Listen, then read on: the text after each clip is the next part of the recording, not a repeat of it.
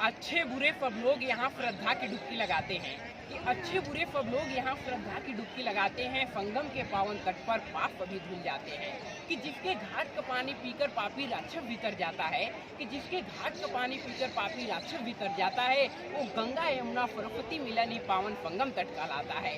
जय हिंद साथियों, मैं प्रिय Ranjan Kumar 2 UP artery battery NCC Prayagraj का कैडेट हूँ। साथियों, आज मैं संगम के पावन तट पर खड़ा हूँ और यहाँ पर माघ मेला लगा हुआ है। यहाँ पर दूर दूर से श्रद्धालु अपनी श्रद्धा से यहाँ पर संगम में डुबकी लगाने के लिए आ रहे हैं। किंतु आज मैं कुछ संगम की विशेष बातें बताना चाहता हूँ।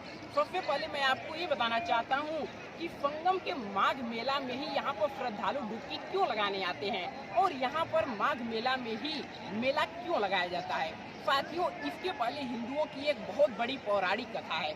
पौराणिक कथा के अनुसार माने तो ब्रह्मा जी के द्वारा माघ मेला में ही पूरे ब्रह्मांड की रचना की गई थी, जिसके कारण माघ महीने को बहुत ही पवित्र महीना माना जाता है और यहाँ संगम पर मेला का आयोजन किया जाता है। साथियों, संगम पर 4 प्रकार के मेले लगाए जाते हैं। सबसे पहला जो है वो प्रतिवर्ष माघ मेला लगाया जाता है। उसके बाद 3 साल पर यहाँ पर अर्ध कुंभ लगाया जाता है, 6 साल पर यहाँ पर कुंभ लगाया जाता है और 12 साल पर यहाँ पर आपको महाकुंभ भी देखने को मिलेगा। साथियों, ये बात तो रही कि माघ मेला क्यों लगाया जाता है।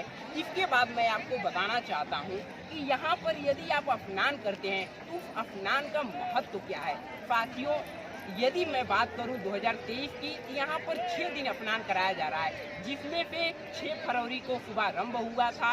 उसके बाद 14, 15 मकर संक्रांति, उसके बाद आज 21 तारीख को श्रद्धालु डुबकी लगा रहे हैं। उसके बाद 26 जनवरी यानी बसंत पंचमी को और 5 मार्च को और उसके बाद 18 फरवरी को यहाँ पर श्रद्धालु डुबकी लगाने आएंगे। साथियों, यहाँ पर डुबकी यदि लगाते हैं तो यहाँ पे आपके सारे पाप धुल जाते हैं। इसके पीछे एक बहुत बड़ी मान्यता है। साथियों, जब हमारे हिंदू मान्यता के अनुसार यदि माने तो जब समुद्र मंथन हो रहा था तो उसमें से 14 रत्न निकले थे, जिसमें से एक अमृत कलश निकला था और इंद्र जी के ऐरावत हाथी निकली थी। माता लक्ष्मी भी उसी मंथन से निकली थी और यही नहीं, कामधेनु गाय और अन्य सारी बीफ जो भगवान शिव ने ग्रहण किया वह भी समुद्र मंथन से ही निकला था।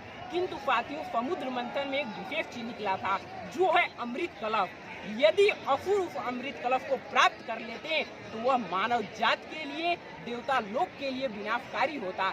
इसलिए उस अमृत कलश को असुरों से छिपाने के लिए इंद्र भगवान की सेना और असुरों के बीच महासंग्राम हुआ और इंद्र भगवान यदि उस असुरों से मुकाबला करने में असफल हुए तो वे पृथ्वी के चक्कर लगाने लगे अमृत कलश को छुपाने के लिए।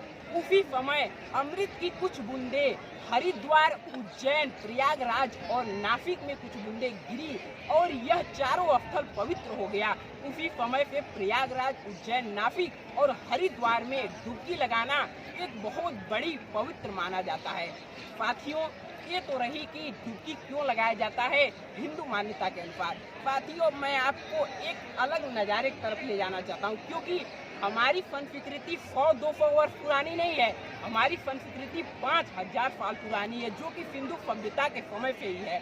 इसलिए साथियों, यदि मैं अंग्रेज काल की बात ना करूं कि अंग्रेज काल में हमारे देश की संस्कृति और सभ्यता कैसी थी, तो यह हमारे देश के प्रति गद्दारी होगी। साथियों, अंग्रेज काल में भी यहाँ पर माघ मेला लगता था, किंतु उसके पीछे अंग्रेजों के कुछ नियम थे जो कि अंग्रेज स्वयं के स्वार्थ के लिए लगाते थे। वह यह था कि अंग्रेज माघ मेला लगाते थे, उस पर टैक्स लगाते थे कि यदि आप डुबकी लगाएंगे तो आपको कितना टैक्स देना लगेगा। आप माघ मेला में आते हैं तो अंग्रेजों को कितना टैक्स देना रहेगा और उस टैक्स को और माघ मेला में जो आते थे खर्चे, इस पर अंग्रेज सरकार दोनों को कंपेयर करती थी और देखती थी कि हमें कितना प्रॉफिट हुआ।